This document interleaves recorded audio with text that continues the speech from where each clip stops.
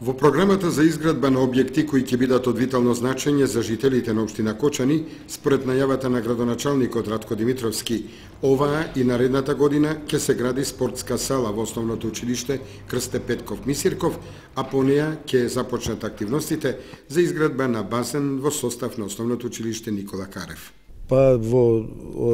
Зацртано е во планот, меѓутоа ние имаме зацртано изградба на една училишна спортска сала во Оризари и таа е во наредниот период во 2014 година што треба да се реализира и после тоа ќе пристапиме и кон изградбата на овој базен кој што ќе ја користи геотермалната вода, така да засега е до тој степен. Сакам да упатам еден апел до нашите сограѓани, наставници, професори по физичко воспитување, влюбеници во спортот, да ја продолжиме на традиција која што имавме до пред 20 на години.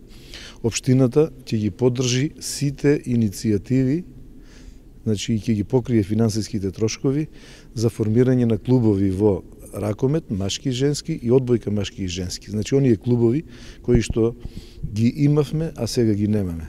Затоа овој апел да биде упатен до сите оние кои што се влюбеници во овие два спорта.